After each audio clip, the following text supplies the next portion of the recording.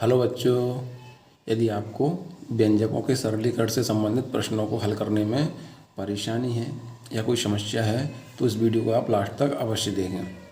सबसे पहले आप यदि मेरे चैनल पर नए हैं तो चैनल को सब्सक्राइब कर लीजिए। चलिए, यहाँ आपको एक प्रश्न दिखाई दे रहा है, आपको इसको हल करना है। आप भी कॉपी पेन लेकर बैठिए और इन प्रश्नों को जल्दी से जल्दी हल कीजिए और आंसर को कमेंट बॉक्स में टाइप कीजिए। चलिए, हमें यहाँ एक पहला प्रश्न दिखाई दे रहा है, इसको किस प्रकार से हल करना है। देखिए, यहाँ लिखा हुआ है 5 इंटू, यह क्या है, गुणा का निशान है, इंटू 3 + 4 + 4 + 8। हमें इस इक्वेशन को हल करना है। देखिए, बोर्ड मास के नियम आपने पढ़ा होगा। बोर्ड मास का नियम मैं यहाँ आपको समझा देता हूँ। देखिए, ये होता है बाइनकुलम, यानी कि बार इस प्रकार से लगा रहता है। तो सबसे पहले हम क्या हल करते हैं, इस बार को हल करते हैं। उसके बाद B4 ब्रैकेट यानी कि कोष्टक को हल करते हैं। O4 ऑफ यानी कि हम का को हल करते हैं। ऑफ का मतलब होता है का। D4 होता है डिवाइड यानी कि भाग को हल करते हैं हम। और उसके बाद M का मतलब होता है मल्टीप्लाई। तो उसके बाद हम क्या करते हैं भाई, गुणा। क्या हल करते हैं, मल्टीप्लाई यानी कि गुणा। उसके बाद है हमारा ऐड यानी कि जोड़। क्या है, जोड़ को हल करते हैं। और उसके बाद है हमारा सब्ट्रैक्शन। सब्ट्रैक्शन का मतलब होता है घटाना। इस प्रकार से हम हल करते हैं। तो देखिए, हमारे यहाँ इस प्रश्न में हमें मल्टीप्लाई यानी कि गुणा का निशान दिखाई दे रहा है और प्लस का निशान दिखाई दे रहा है। बोर्ड मास के नियमानुसार सबसे पहले हम क्या करते हैं, हल गुणा हल करते हैं। तो देखिए, इस गुणा को हम हल करेंगे। 5 × 15 + 4 + 4 + 8। अब देखिए, हमारे पास सभी संख्याओं में प्लस का निशान है। तो अब हम क्या करेंगे, इन सभी संख्याओं को ऐड करेंगे। तो 15 और 4 19 और 4 23 और 8 31। तो आंसर कितना आएगा बच्चों, 31।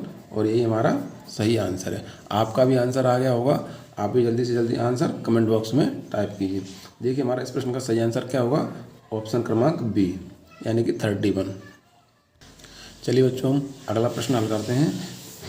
और यह बहुत ही महत्वपूर्ण प्रश्न है। इसके जैसे परीक्षा में एक प्रश्न अवश्य आता है। तो आप भी इसको जल्दी से जल्दी हल कीजिए। और मैं यहाँ आपको ऐसे प्रश्नों को हल करने का तरीका और अच्छी ट्रिक बताने वाला हूँ। आप वीडियो को लास्ट तक अवश्य देखें।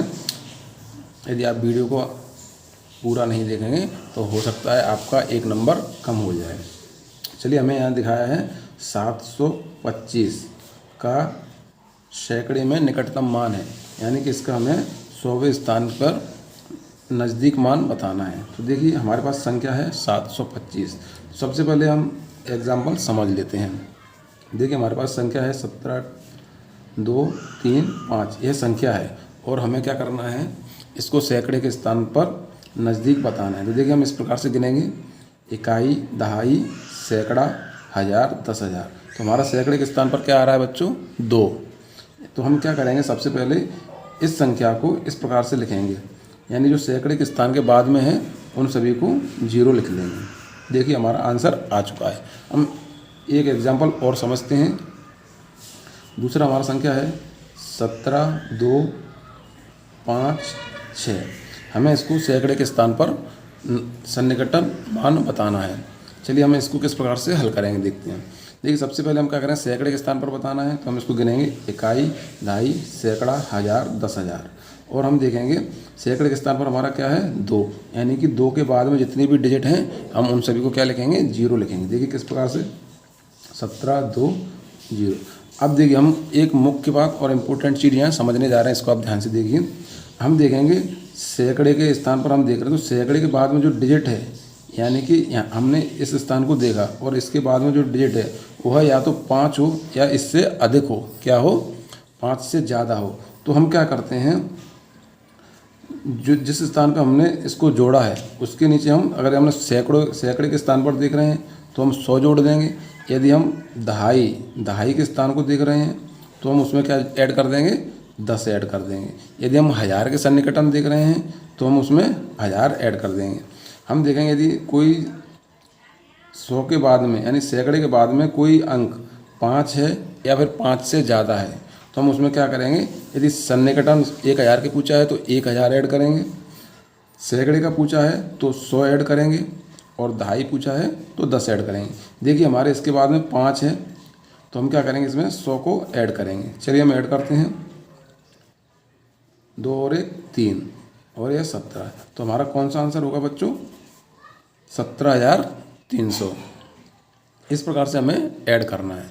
अब आप समझ गए होंगे, मैं आगे और एग्जाम्पल दूंगा जिससे आपको अच्छे से समझ में आ जाएगा। तो देखिए हमारे यहाँ इकाई, दहाई, सैकड़ा, सैकड़े के स्थान पर क्या है 7, तो हम क्या करेंगे, उस स्थान के बाद में जितने भी डिजिट हैं उनको क्या करेंगे, 0 लिखेंगे। और हम देखेंगे इसके बाद में यह जो डिजिट है वो 5 से कम है, तो हम इसमें कुछ भी ऐड नहीं करेंगे। तो हमारा आंसर क्या होगा बच्चों, 700। देखिए कौन से ऑप्शन में दिया है, ऑप्शन क्रमांक 1 में दिया हुआ है। तो हमारा इसका आंसर क्या होगा, ऑप्शन ए 700। चलिए बच्चों हम अगला प्रश्न देखते हैं। आपको ये प्रश्न दिखाई दे रहा है, आप वीडियो का अंत तक देखें और आप इस प्रश्न को हल कीजिए और आंसर को कमेंट बॉक्स में टाइप कीजिए। चलिए हम यहाँ प्रश्न को देखते हैं किस प्रकार से हल करेंगे। देखिए यहाँ लिखा है 12 - 3 + 4 10 - 7। अभी मैंने आपको बोर्ड मास का नियम बताया था, उसके अनुसार सबसे पहले हम क्या हल करते हैं, ब्रैकेट, यानी सबसे पहले हम इन ब्रैकेट को हल करेंगे। देखिए जब हम ब्रैकेट को हल करेंगे तो इसको उसी प्रकार से लिखेंगे जैसे लिखा हुआ है। अब हम ब्रैकेट को हल करेंगे तो देखेंगे 12 में से 3 कम करेंगे तो क्या बचेगा बच्चों, 9।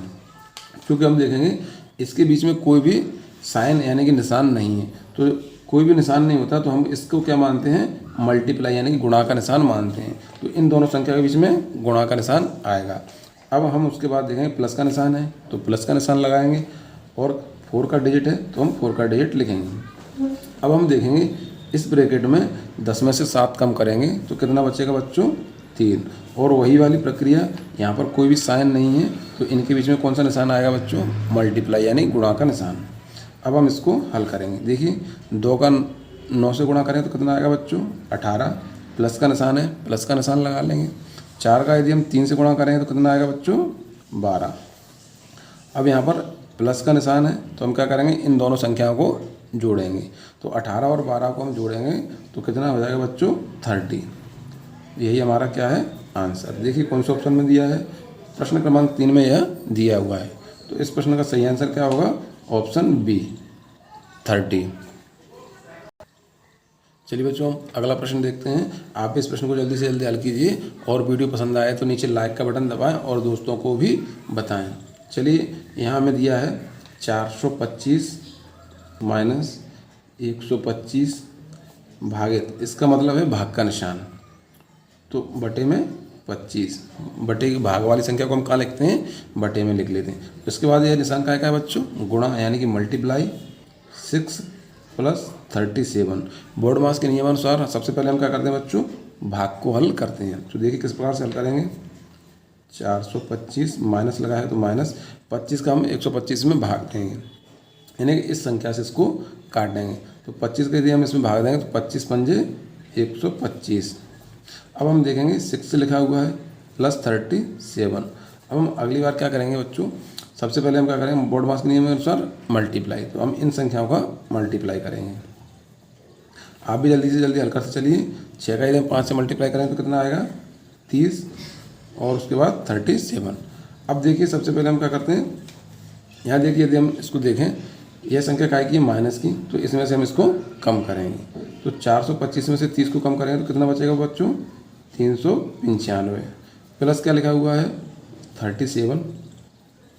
अब हम इन दोनों संख्याओं को ऐड करेंगे, तो दोनों संख्याओं को ऐड करेंगे तो बच्चों कितना आएगा, 432।